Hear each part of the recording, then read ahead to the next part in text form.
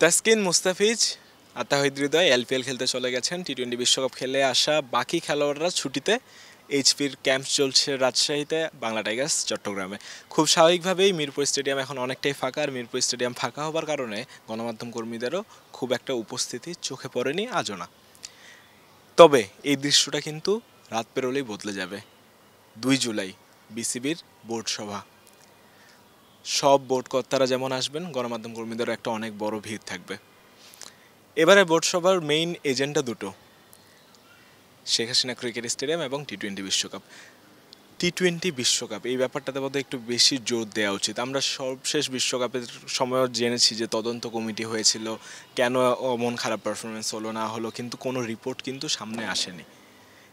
এবার তেমন কোনো তদন্ত কমিটি বসানো হবে কিনা, অথবা কি করবে, কি করা যায়, কি না করা যায়, কি করা গেলে হচ্ছে খুব ভালো হতে পারে আগামীতে, সব কিছু নিয়ে হয়তো একটা বড় আলোচনা অবশ্যই থাকবে। এবং সেই আলোচনায় বড় বিষয় কিন্তু থাকতে পারে কোচিং স্টাফদের নিয়ে, ক্যাপ্টেন্সি, 2 সিনিয়র ক্রিকেটার, অনেক কিছু নিয়ে আসলে আলোচনা হওয়ার আছে এই মুহূর্তে।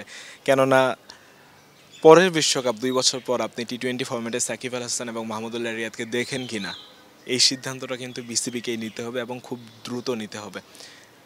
যদি সাকিব এবং রিয়াদকে বিসিবি পরের বিশ্বকাপও দেখে, দ্যাটস ফাইন। যদি না দেখে, তাহলে সেই কঠিন সিদ্ধান্তটা নেওয়ার বোধহয় সময় এসেছে সাকিব এবং রিয়াদকে জানিয়ে দেওয়ার যে আমরা পরের বিশ্বকাপে তোমাদের নিয়ে ভাবছি না, সো তোমরা নিজেদের পরিকল্পনা সেভাবে সাজাতে পারো। 5 স্টার রেটিং প্রাপ্ত বিএলডিসি টেকনোলজির Walton super saver ceiling fan 65% পর্যন্ত বিদ্যুৎ বিল সাশ্রয় করে আপনাকে রাখে প্রশান্তিতে। ওয়ালটন ফ্যান হাওয়া বদলে দেয়। ক্যাপ্টেন্সি নিয়ে একটা আলোচনা থাকতেই পারে, কেননা নাজমুল হোসেন শান্তর পারফরমেন্সটাও খুব একটা ভালো যাচ্ছে না, স্পেশালি টি-20 ফরম্যাটে। বাট জালাল ইউনুস বলেছেন অপারেশন সেট যে তারা 1 বছরের জন্য নাজমুল হোসেন শান্তকে ক্যাপ্টেন্সি দিয়েছেন, এবং মনে হয় না এই ক্যাপ্টেন্সি নিয়ে খুব একটা পরিবর্তনের চিন্তাভাবনা বিসিবি করবে। সো জালাল ইউনুস যেহেতু বলেছেন তিনি বিসিবির একজন বড় কর্তা, তো স্বাভাবিকভাবেই ধরে নেওয়া যায় যে নাজমুল হোসেন শান্তই হয়তো ক্যাপ্টেন থাকছেন। তারপরও ক্যাপ্টেন্সির ব্যাপারটা উঠতে পারে আলোচনাতে।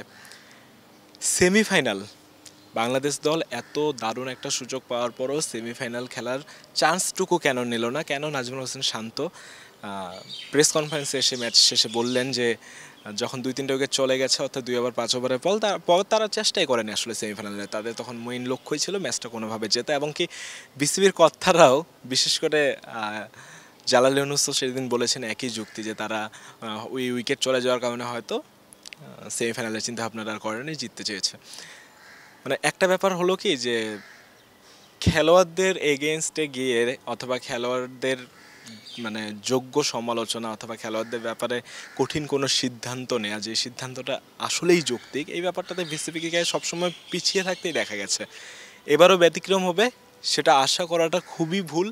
তারপরও হতে পারে, হবার সম্ভাবনা সবসময় থাকে। কেননা কোচিং স্টাফ নিয়েও একটা বড় আলোচনার জায়গা আছে।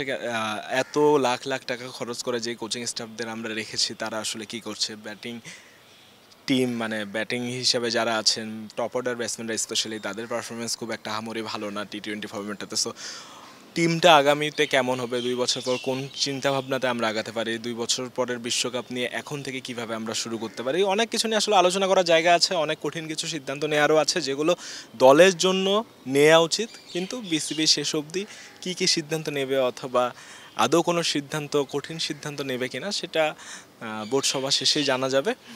তবে হ্যাঁ, একটা জিনিস মনে হচ্ছে যে বোর্ড সভা শেষে ওই খেলোয়াড়দের ব্যাপারে কঠিন সিদ্ধান্ত বোধহয় খুব একটা আসতে যাচ্ছে না, বরঞ্চ তাদের নিয়ে বোনাসের কথা উঠে আসবে, তাদের প্রশংসা করা হবে যে বিশ্বকাপের, মানে টি-20 বিশ্বকাপ ইতিহাসে বাংলাদেশ সবচেয়ে সেরা সাফল্য নিয়ে তো এসেছে, 3টা ম্যাচ জিতেছে, সেমিফাইনালের সুযোগ তৈরি করেছে।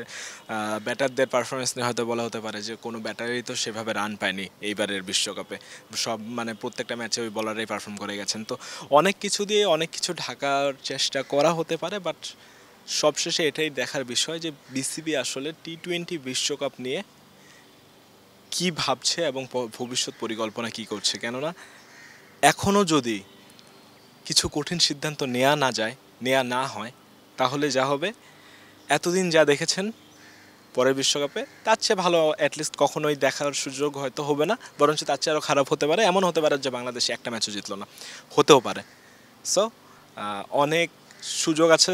বিরাট কোহলি, রোহিত শর্মা, রবীন্দ্র জাদেজা সবাই কিন্তু অবসর নিয়ে নিয়েছেন একটা খুব ভালো সময়, কেননা তারা জানেন যে পরের সময়টা নতুনদের দেওয়া উচিত। 2 বছর পরের বিশ্বকাপ নিয়ে এখন থেকেই পরিকল্পনা করা উচিত। সো এখন থেকে সেই পথেই আগানো উচিত যারা সেই বিশ্বকাপের পরিকল্পনায় থাকতে পারেন।